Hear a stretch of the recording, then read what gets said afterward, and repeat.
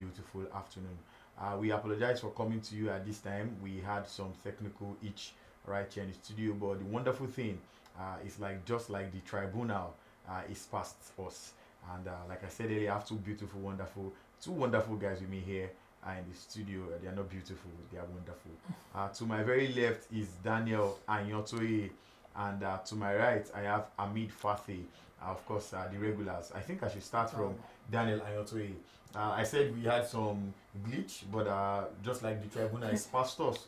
A quick analysis now of the fact that the tribunal has come out to say they are upholding INEC's decision, which was that on the very 25th of February 2023, the Nigerian people went to the polls, and the majority of Nigerians that voted that they elected President Bola Tinubu. I think we should start from there. Yes, thank you for having me.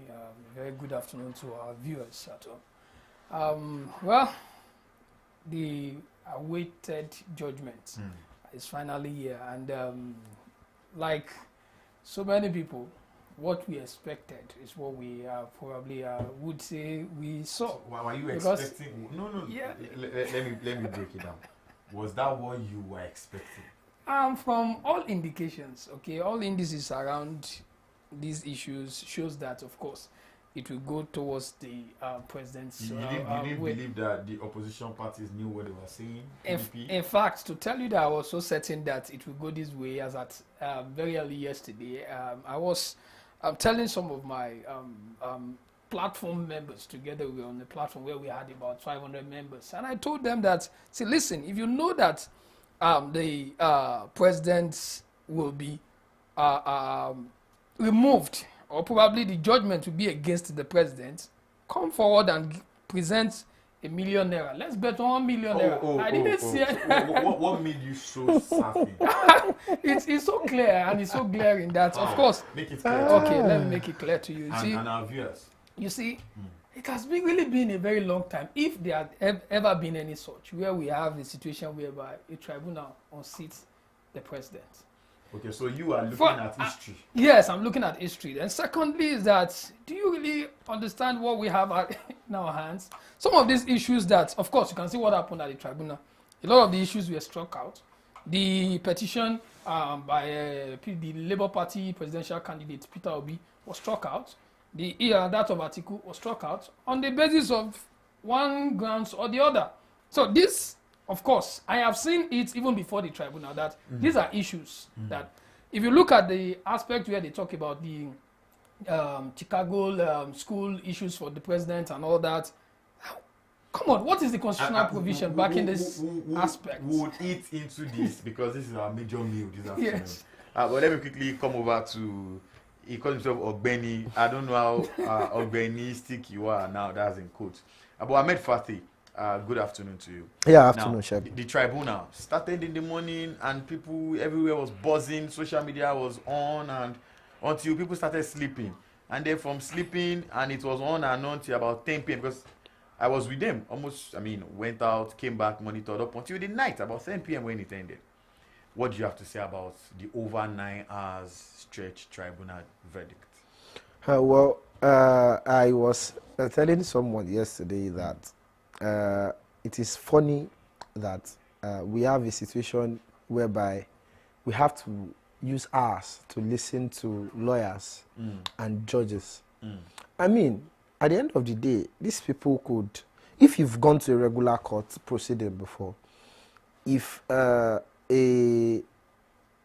judge will tell you that, okay, I want you to allocate, for example, ₦2 million to this person. That is the concise thing that they want to tell you. But they probably would have read about 4 or 5 pages of judgment before they arrive at that conclusion, just trying to explain to you the processes and procedures that followed through that process before they arrived there. You understand? Yeah. If you look at someone like the former Speaker of the House of Representatives, Gbajabiamila, SAN, he was there yesterday too. Gbajabiamila is not his son. Oh, sorry. Yeah. Gbajabiamila was there yesterday. Sorry, I made a mistake of that. And being someone who has been a Speaker of the House before, you would see that I didn't really see a picture of him or a video of him sleeping or or he slouch They didn't really show or his something, face. or probably they If didn't we're show, being honest, or Yes, they they or they didn't really didn't show his face. I think But one this, person that did not sleep was the vice president. good. So these are people who have gone through sessions like that one time or the other. So they've been, Senior advocates also must have gone through sessions like that. Of course. of course. And there were pictures of Of- more than one of them. Yes. So Well, I don't think it's about. No, I mean, those people we are talking about then have gone through these sessions. I mean, it's been months of discourse. Yeah. They've gotten tired of it. Before they had this final judgment yesterday, there were, what's it called, final explanations that were released that it was available for you. So you could have easily even traced down that, okay, this is where we are heading to. That's what I was saying on my status yesterday on WhatsApp, that it is only people who are ignorant or illiterate that did not understand the fact that this judgment is going to tilt this way. The only But thing you people can are the only grounds. condemn. People brought out pictures. People brought out videos. Many persons felt aggrieved. Of course, So you are saying it was tilted in a particular way, of course, it's, and you pe- were pe- not people a are judge. going. People are going to be aggrieved. You understand? And I share their pains. You understand? I share their pains. I said it yesterday that it is so pathetic and so saddening that we would have a league of lawyers, a conglomeration of lawyers come together to file a petition against one of. Let me hold your thoughts right there. Let me quickly come over to Daniel. Just pen this for me because All we right. are still going to revisit it. Very quickly, he was eating on something I wanted to talk about, and I wanted to throw to you guys. So before he got there, I quickly had to pen him there. Now, do you think the lawyers representing the opposition parties did a bad job, or do you think there was no case at all from inception? Well, first, I don't think they did a bad job. Okay. And secondly, is that one thing about law is that, like he said, you have to explain some certain things. How did we arrive here? Okay. But where I have a reservation is the aspect where you begin to say, we want justice. And the justice should always mean the opposite of what you currently have. You know, a lot of people clamoring, like you said, yes, there should be justice. And we understand that these issues, of course, there are issues where you need to discuss. These are what we are supposed to do and all that. And every legal practitioner there, including the son, the judges, they had to explain, okay, the position of the issues, how these things went. But the reality is that if you are saying we need for justice, there must be justice. Yes, there should be justice. But are we saying that if the judiciary did not tilt the judgment to the other side, that means there's no justice? All right, very quickly now to you. The question again. Do you think the lawyers did a bad job, a shoddy job, or do you think there was no case at all I think that they. could have been pursued? I think they did a very terrible job. Sincerely, there's a case to pursue, and I strongly think they did a very terrible job. Now, this is it. When Justice Samami came out yesterday to say that, for example, Labour Party claimed that there were irregularities, malpractices in different local polling units and wards across the country. But they could not provide numbers for them. They could not provide for them practical examples of where these faults came from. Now, this is to tell you that the lawyers employed by the opposition party have not only done a bad job, they've done a saddening and a very terrible job. Now, this is it. This is an election that recorded a huge number of violence. This is an election that recorded a huge number of malpractices. That is not that is not small. That is not little. It is widely reported. I mean, on the day of the election, we were out there covering the election across the country and giving regular updates. Even a primary school student could come out, could take their smartphone and search on the web to get results. Yes, they did a very terrible job, because if you cannot provide to judges that, okay, these are what we can use as practical example to back the fact that there are electoral malpractices. That tells you that these are incompetencies on their part. Why? Because so, very quickly, they are failed. But over the last few months, anyone in this country will understand very well the way there was a lot of buzz on social media. Of course. Even the tribunal, at various times that they sat, you know, social media was always buzzing. This was that. I mean, despite all the noise, in quotes now, the buzz, how did we still arrive at, according to you, them doing a bad job? No, that's what I'm saying. Were they more interested in the noise than their duty? Well, exactly. Maybe they were more interested in noise than their duty. Because if they were more interested in their duty, I mean, look at Lagos State here. We had a woman that was brutalized on the day of the election that was widely reported. In fact, we used the woman on the cover of our paper. These are examples of cases that could be tendered in the court. I mean, if they are not doing a terrible job, or if they didn't fail in their duty, they could have a lot of statistics to provide. Practical example, sheets that were given to party agents at polling units that they are presented in the court. Very quickly now to Daniel. You heard what Ahmed Fatih said. Elections held in 36 states of Nigeria and Abuja.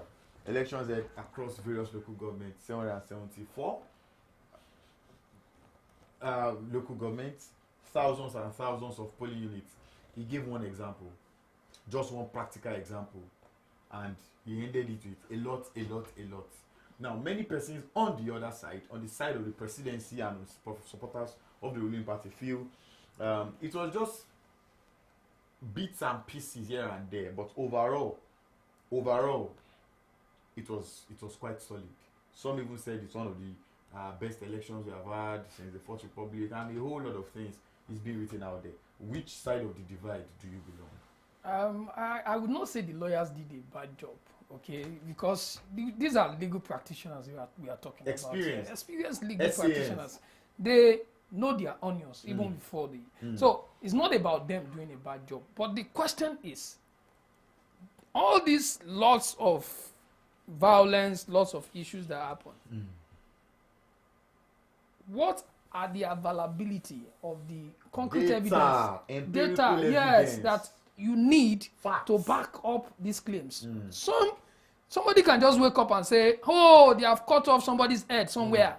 And of course, because of that, the election is null and void. Daniel, the availability of the data, the availability of the information is very important. Key. Now, you talked about, my colleague talked about the aspect where a woman was brutalized. In Lagos. Okay, the woman was brutalized. Would you say that is an evidence that they need to tender in order to ensure that the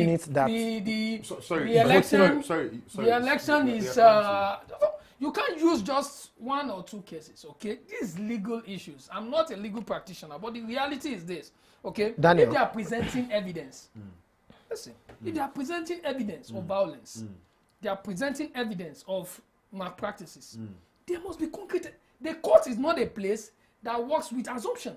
They don't work with assumption. They work with facts. Let these facts be available. Now, concrete facts. Let's say Ahmed quickly give us his own insight. Daniel. No. You're not talking to Daniel. Yes. I understand. I'm just trying to. Just coming from that side. Exactly. Yeah. I'm trying to come from that angle where it's coming from. The angle of the fact that we need facts. As a journalist yourself, you understand the temerity of the situation we are talking about. And I know that genuinely you understand that truthfully there were a lot of cases of malpractices and electoral misconduct in the last election.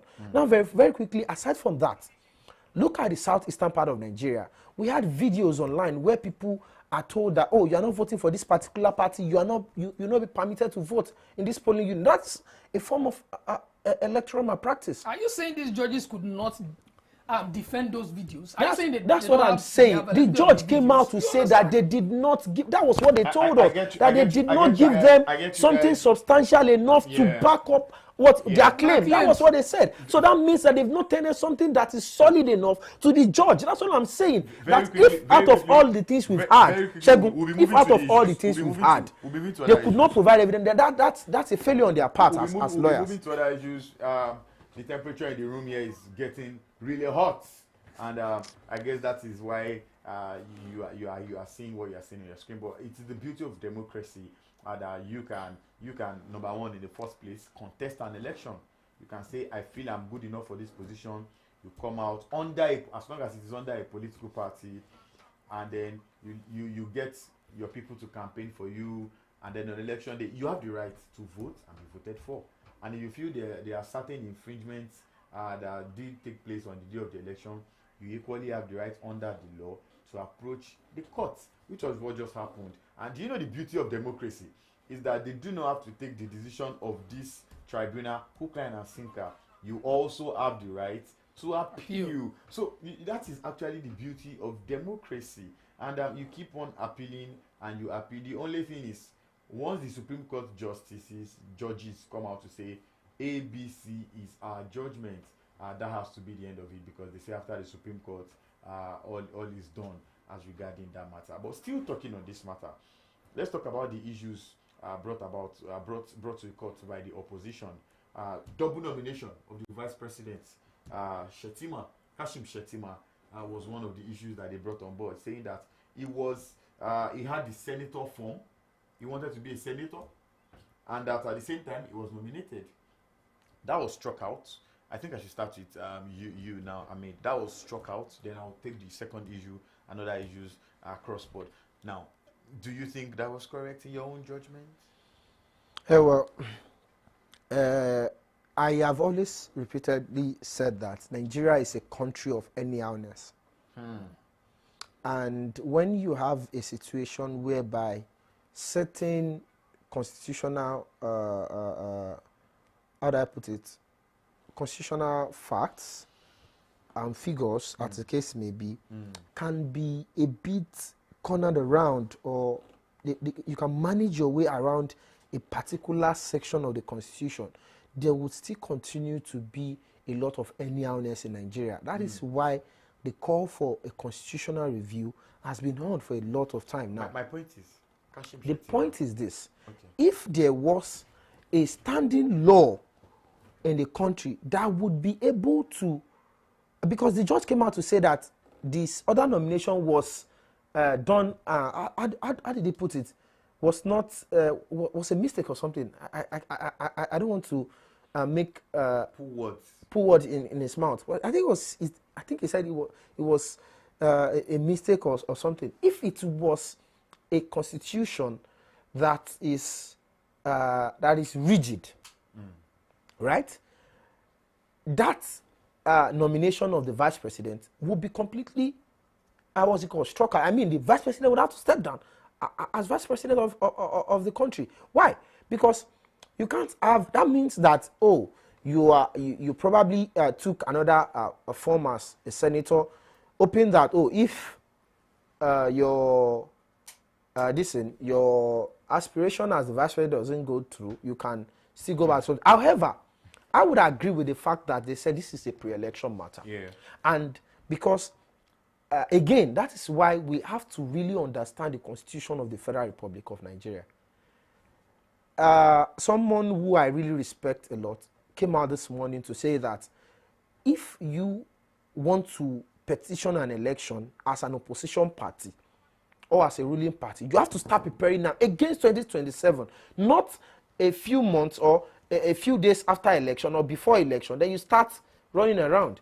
That means that these excesses should have been spotted earlier by the opposition party. Then they should have slammed it to the court, charged the vice president, what's it called? The aspiring vice president at the time, vice presidential candidate of the APC at the time.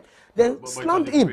Exactly, but it was a pre-election matter, so there's no way to go around it again. $460,000 controversial forfeiture in the United States of now President Bola Tinubu, that was equally taken to the court and was struck out. Of course. Yes. Your opinion about the matter?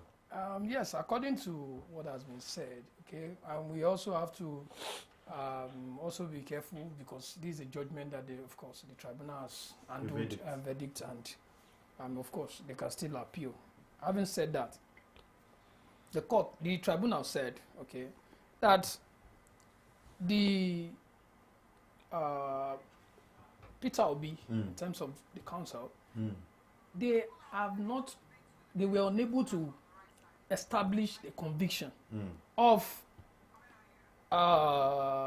President Tinubu on that forfeiture abroad. So it's not Nigeria the case is not in Nigeria, the case is there. So they are supposed to establish that over there before coming home and saying, okay, this is the case that he has. Of course, he has been convicted. And of course, the US said that he doesn't have a criminal case with them. And the US have said he doesn't have a criminal case. So what else? Striking it out I think, is the best that the tribunal would have done. Of course, we can't necessarily say you should hold that against him. When I am charging you, you are claiming that I am charging you, and I'm saying, no, I didn't charge this person. No, they have said it. So we need to also watch. Okay, and for electoral malpractices, that was said to not have enough merit. And now, the judges, 5 out of 5. Usually, there are cases where you have 4 judges voting in favor of A decision, 1 voting in favor of B. Perhaps sometimes it goes 3-2. I mean, it can either go 3-2 or 4-1. I guess that's the only option. It can't. Yeah. It's either 3-2. But this time around, it was 5 out of 5. That means it was a solid judgment. Every person on that case had similar opinion. Yeah. I mean, good or bad, or you think it would have been better if there were divergent opinions? Well, looking at the analysis we all did right here too, you would understand that the judges had case, or they had a good standing for tilting the way they tilted towards, because obviously you can't say that, okay, this person is a criminal, and when you claim the person has committed a crime, they're telling you that, okay, because when they came out to say, they said, okay, the US court, Chicago court, sent them a similar case in 2003 when it was Governor Bola Tinubu of Lagos State at the time. They cleared him of the same criminal case. So I mean, it's easily applicable this time around. And coming about double nomination as well, they say, okay, this is a pre-election matter as well, and this is not something we can rule on right now. Again, it is something that should have been done before now. And even if it is something that we can do now, it doesn't have local standing in their own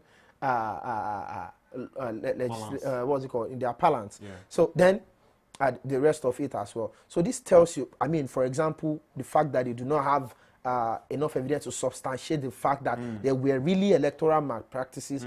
I mean, to back the claims they've made. So it is easily understandable for the judges to say that, okay, this is where we are tilting towards. 5 out of 5, Daniel. Well, I don't really have much to say about that. They have their positions. We can't say they should. They have to have divergent opinion. When they have divergent opinion, it's no longer a judgment. It becomes a deliberation there. So for sure, from what we have got so far, I think we are good to go. All right. We move to, of course, like I said earlier, like we discussed earlier, you can put yourself up. I mean, say you want to contest your position, eventually get your form of your political party, join the political party, get the form of your political party, get nominated as the candidate for that particular position, contest the election. If you feel there are infringements, approach the court of law, and finally appeal. And now they've approached the court has made the tribunal made its verdict, and they've appealed. Or rather, both opposition parties, I mean strong opposition parties in this case now, the PDP and Labour Party have come out to say they are going to appeal. Do they have a case? I mean, do they have a case? Looking at the opinions of some lawyers yesterday on various social media, some said that they have grounds to appeal. I mean, for example, the issue of a civil forfeiture instead of a criminal forfeiture now. So it said, okay, this person is not a criminal and this is civil. I mean, $460,000 is not something maybe, it's their own law terms. Is that big money? I mean, in Nigeria at the moment, it's a big money. Is it big money for you? I mean, it's big money. I mean, $460,000. $460,000. That's a lot of money. If I have that at the moment, come on. So I mean, are you trying to throw shots at me? But you don't as well. Very quickly now, appeal. Is it just another waste of time? Is it an effort in futility already? Do we know the beginning? Do we know the end from the beginning? Or is this a journey that we are going to get a lot of exposure on? Well, I believe so much, and I believe I will still reiterate it, that everyone has the ground to go wherever they want to go to press forward their cases. But from what I have seen, in my personal opinion, please note, in my personal opinion, I think the parties, the LP and the PDP, with respect to the leadership of the party and the candidates, will just be, should I say, wasting time going to appeal or the Supreme Court. Right. Yes, of course. Like I always say, if they don't go to court, will the lawyer make money? All right, I think we owe our audience the right of knowing this information. Many people only know that yesterday the tribunal gave their verdict, but not many persons did know that the tribunal also awarded costs of filing frivolous election. The PEPC has awarded the cost of filing a frivolous case before them. Of course, judges do this when they feel you wasted our time. Why did you bring this before us? You are unprepared and all that.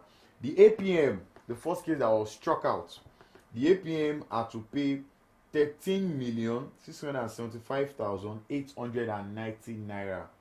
And they had to pay it within 48 hours of the judgment for what the court tagged frivolous. The Labour Party had to pay 47,910,431 naira. And the PDP, People's Democratic Party, they had to pay 23,391,001. So the biggest party here when it comes to paying the highest is number one, the Labour Party, in that particular order, followed by the PDP and followed by the APM. So you see that the tribunal did show from all this that indeed they came prepared, they came ready, they listened to the case from each party. Everybody brought everybody on board, bring your witnesses on board, and at the end of the day, they felt it was, in their words, frivolous to bring this case before them. You want to say anything about this fees that have to be paid in 48 hours? That means you must pay today or tomorrow. Anything to say about that? Yeah, well, 47 million, 23 million, and 18 million. We are in Nigeria, and as I said, what do you mean? What do you mean we are in Nigeria? I mean, this is a country that we've been, about 3 decades or over 3 decades of my life at the moment, and you've seen a lot of things happen the way they are not meant to happen. Are you saying they are not meant to have fined the parties? No, well, I'm not saying that they are not meant to have fined the party. What I'm saying in essence is that they probably will not even pay that money.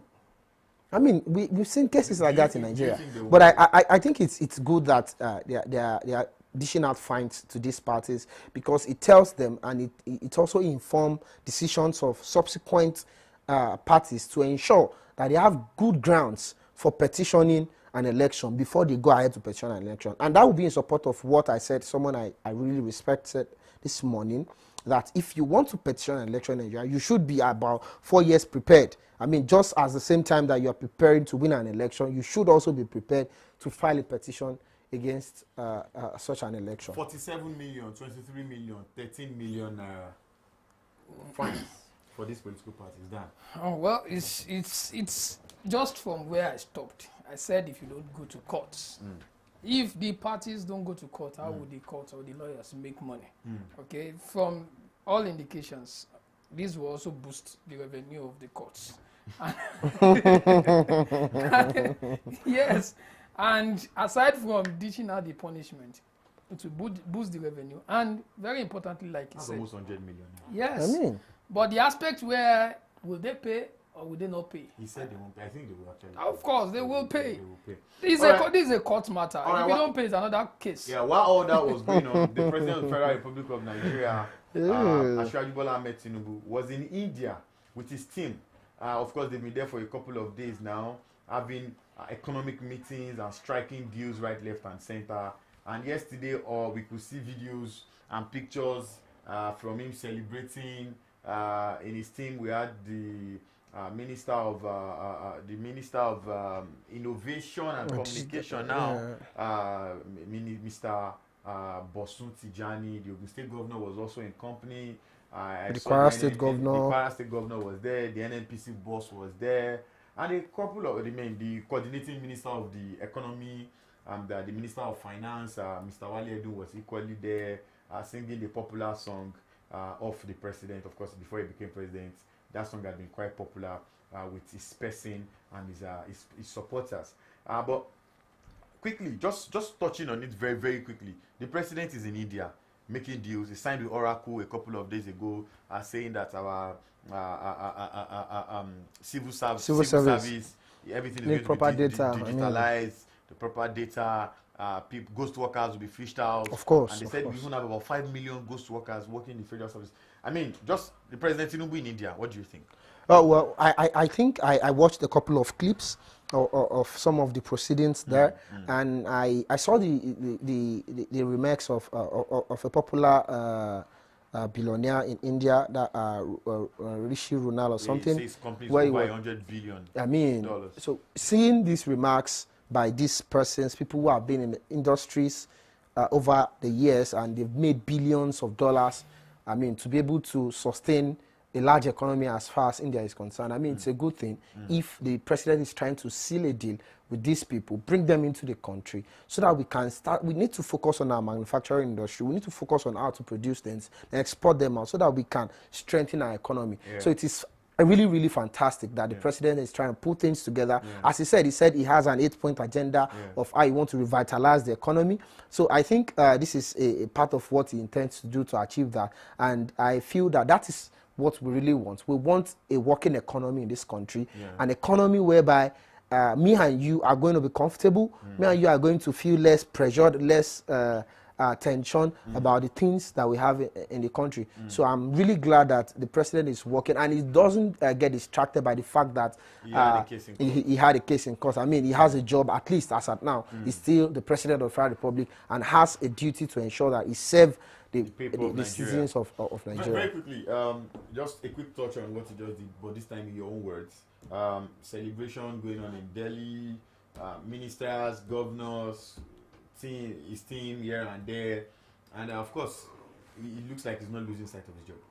Yes, of course. I think the president, beyond the celebration, it's a good one that the president is trying to ensure that the economy gets. A lot of people, a lot of Nigerians are looking up to him that he has to make sure the economy works, do everything possible, and I believe this is what he's doing.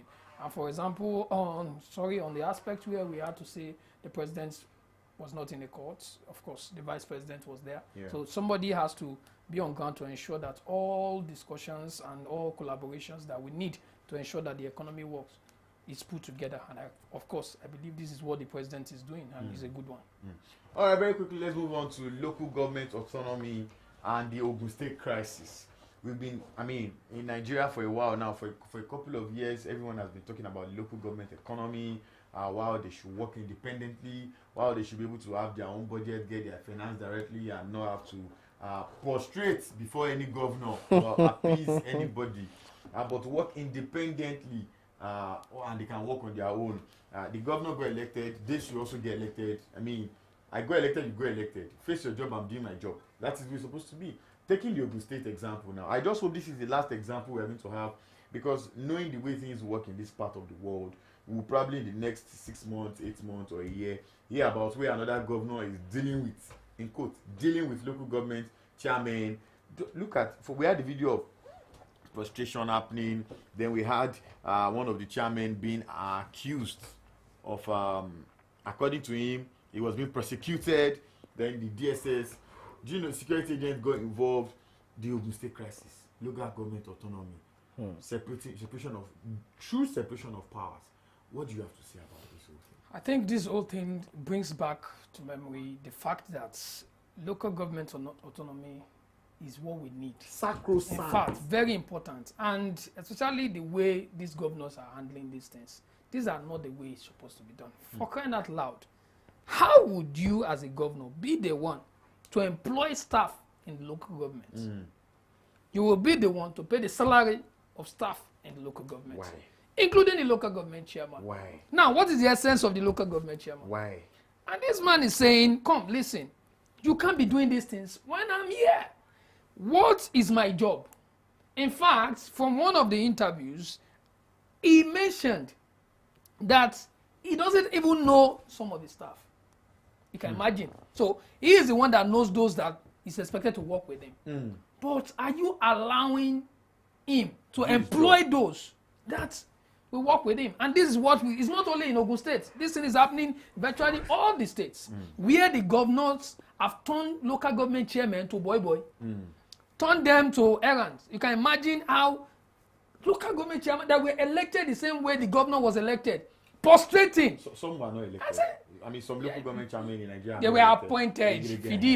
Yes, and say, okay, yes, and that is the reason why we need local government autonomy. Because in the standard they are supposed to be elected. You are a loyal party man, manage your data. Come on. You are a loyal party man, manage Ijeru. Which is not supposed to be so. Take this one. It is totally wrong for the governors to turn the. If just imagine, let it be the president that will employ staff for the state government.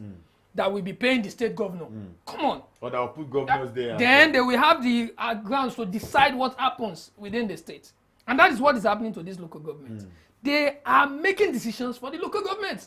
A good example is what happened in Osun a few days ago, when a local government, is it Ife? I'm not too sure of that, but a local government chairman was addressing his people. And he was telling them, of course speaking in Yoruba, that they should not be angry what was happening, that they went to beg the governor's sister, that the sister of the governor should help them talk to the governor. Imagine. In Yoruba now, Atilobe Yeye, ki ba governor sọ̀rọ̀. I mean, I think just imagine. That is what. Total rubbish. The way we are going in this country, if, in fact, that is why I will tell the president, one of the major things that the president must ensure before he leaves office to do is to ensure a total comprehensive autonomy for the local government. Let the chairman be free to do what they. In fact, just imagine their allocation. Before the allocation, immediately the federal allocation comes in, the state governor will ensure that he keeps it in a joint account and begin to take from, even with the Ogun case, the governor will keep the money and will use. And from this press statement that we read recently, the governor said that the local governments in his state, that they are owing the state. How? Maybe he has his explanation. Yes, they are owing the state. And when you say they are owing the state, how are they owing the state? You are the one spending the money. How can you be spending my money and at the same time be saying I'm owing you? You are the one spending the money. Then ask the question. How many of these local governments are aware what the money that was borrowed, that they are owing the state, what the money was used for? Ask all the local governments. And that was why I said some time ago that I'm totally disappointed in the 19 local government chairmen. What we advise them to do? They are supposed to stand on their ground. How would you leave just one man to be fighting all the battle for 20 local governments? Perhaps it is political. Political, yes, of course. And even when it's political, we have to x-ray the facts from the politics. What if it's just saying one side of the view? The facts. What if that's not the total picture? The facts of the incident is clear. We know, and you are aware, that if the man is claiming that there is no total autonomy for the local government. We know that there's no total autonomy. And he's saying that, yes, allow them to manage their resources by themselves. I allowed you be expressive because I could see the fire. Let's pass the fire to Amid. Amid, do you share similar sentiments? Are you aware as well, like you said that we are aware, are you aware that this happens? Yeah, Shegun, this has been happening for years. and we have continued to write articles, stories to condemn this action of many governors of states in Nigeria, that for the country to work, for people to enjoy the benefits of democracy, for people to feel the impact of a working government, our local government has to work. In fact, they are the base. The local government is the closest to the people. And when you see, look at it, the reason why local governments in the first instance get the allocations that they get is because it is clear they are the closest to the people, and they are meant to give direct benefit of government to the people. They feel the temperature Now, of the people. let us analyze this thing from recent events. Look at the palliatives that the government released for the Federal government. For the federal government released. Let's say, for example, the recent one, which is for this fuel subsidy removal and the hardship in the economy that we have. This thing is taken to local government. The local governments are the ones that has councillors. Councillors are the ones that know that, okay, these are the people in my area. For my ward. For my wards, these are people who need something. These are people who are less privileged, people who need to get the benefits of these things. Now, if someone is standing as a middleman to take this benefit that are meant to go directly to people and slashing it into quarter, then we have a serious problem. Serious problem. Now, I said it during the last week session of Roundtable, that we have to have a constitutional order that gives a direct instruction to ensure that no governor, no state has any privilege, has any right over any amount of money that goes to our local government until we have a standing order that effects such law in this country. We will continue to have a problem. Now, because of the fact that we want easier governance to the people, we separated local government, we turned them, they adopted it. I think it was President Bola Tinubu that started it also during his regime as governor in Lagos, having LCDAs. This is done to be able to, that's why I have LCDA chairman, to ensure that governance is brought right to the doorstep of the people. I could remember the first LCDA I visited in my life was in I think it was Ajimobi that I did in Oyo State, was Arulogun LCDA in Oyo State. That is the closest to people of Arulogun, Pade, Alade axis of that part of the state. This is a total bush part of the state. I mean, you can't. The place is bushy. Very local. A suburban area. That it is very impossible. And this is under Akele local government. Yeah. Akele local government is located in Moniya. Yeah. Now, Pade, Alade axis of that local government is on the. You have to pass Ojo route, going through Arulogun axis to get to that side of the state. You can, by the School of Sciences on that route, go to Orita Mary. That was Ogunsan Agri Science Academy also. All those axes. Now, this is a bushy and suburban area. Completely. Now, if someone is cutting the money that is meant to go to local government, that is meant to be shared amongst LCDAs to ensure that governance gets to the people, then development gets to those parts. I mean, if you go to those areas, I mean, you will see that it's terrible. Even down to their secondary schools, students will have to trek for miles before they get to their schools early in the morning. We would take NGO projects down to those schools in those areas because we know that they need these things. Now, these are some basic things that could have been easily done by local government if our governors, our state governments have allowed local government to function properly the way they are meant to function. Fantastic question I have for you here now. Say local government autonomy comes to stay. Your money comes directly from the federal government into your purse. And that is what the world sees. That is what journalists Ahmed and Daniel sees. And the governor is somewhere saying, I know you've gotten 50 million, for example, Fate local government. Send me my 30%. And Otoye local government, I know you have 75 million. Send me my 40%. Are we still not going, over to you now, Daniel, are we still not going to arrive at the same conclusion? See, that is where the security agencies, anti-corruption agencies come in. Okay, the ICPC, EFCC. This is the reason why we established them. Of course, we can't say because there's no local government autonomy now, this thing is not happening. The issue of slots and all that is not happening. But the reality is this. Okay, if you are saying the local government may be giving commission to the governors, or the governors are now saying that, okay, the reason why we are taking up this responsibility is to help them spend their money because we know they will mismanage it. The reality is allow them mismanage it and leave them to EFCC. Allow them mismanage it and leave them to ICPC. You are not the one as a governor to determine whether they mismanage it. The one you have you been able to manage it very well? Do you manage it very well?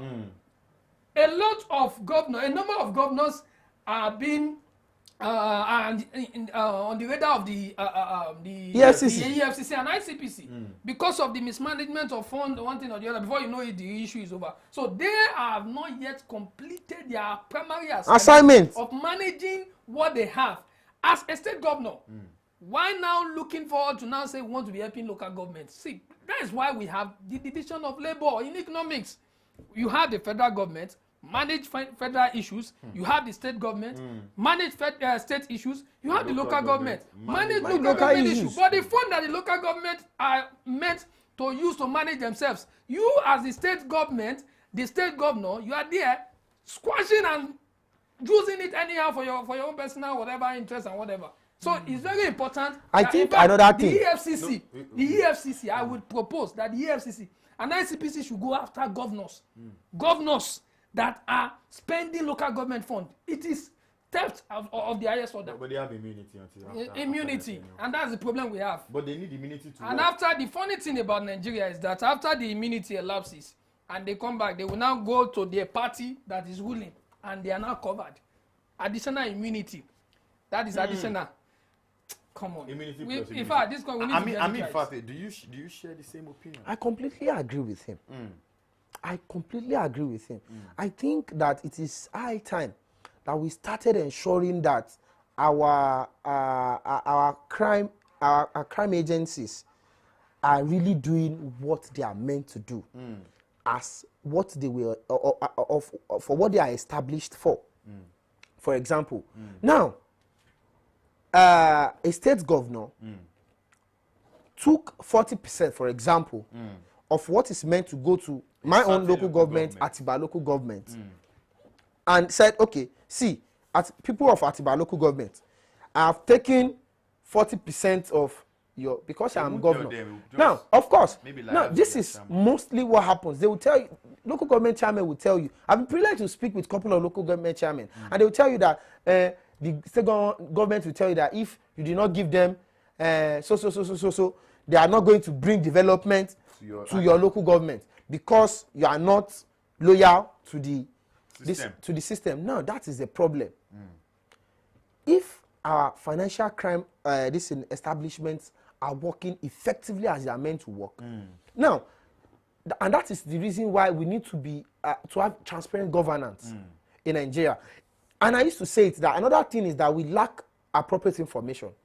I was asking someone that that since President Bola Tinubu has become president of Nigeria, I knew this was a mistake. So FAAC has been given an allocation to states.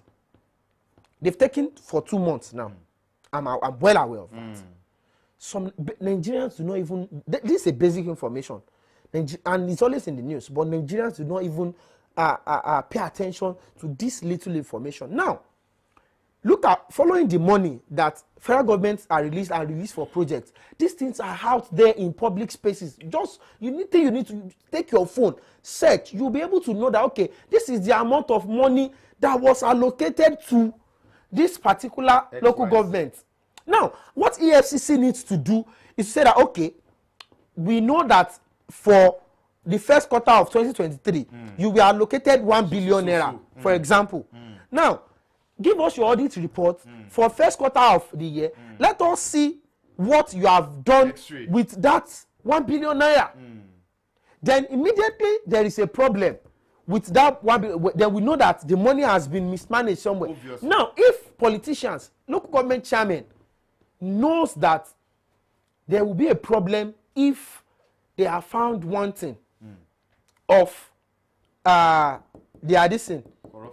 corruption. They would sit tight. Now, let me use a single example. May so rest in peace. Someone told me that one of the reasons why Alawa Kala was privileged to become Oyo State governor was because he did fantastic job as a local government chairman.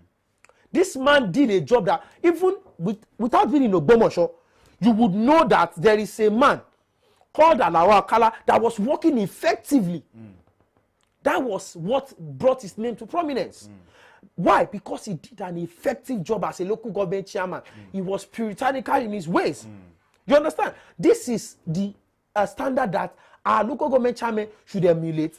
The standard that we should all work together to ensure that our government, our governors, our legislative arms, state house of assemblies put together to ensure that we are strong and rigid on them, not flexible at all. All right. To ensure that they work for us. Because if they don't work for us, we won't be able to have the benefits of democracy that we are meant to have. The temperature has been quite hot in here.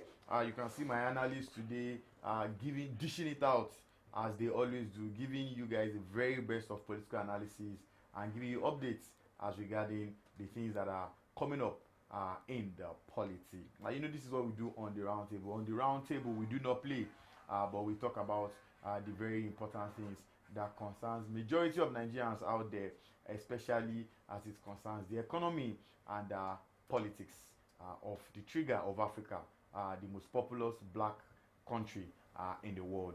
It's no other country than the country called Nigeria. It's my country, it's your country. Regardless of wherever you are, we need to take interest in what happens in our country, and this is why we do have this platform where we bring fantastic and wonderful guests to analyze for us. Thank you very much to Daniel Atoni on my left. Thank you very much to Fathi Amid on my right. Welcome. Thank you very much to the guys behind the buttons, pressing the very right buttons and looking for the very right angles and cameras, just so that you out there, our viewers, we have a very lovely time. Of course, we will definitely not be here without you, our viewers. Thank you very much for being a part of this package. Till next week, Thursday, when we do come your way again on the roundtable. My name is Shegun Odwan. Saying, have yourselves a fantastic Thursday and a blessed weekend ahead of you. Bye for now.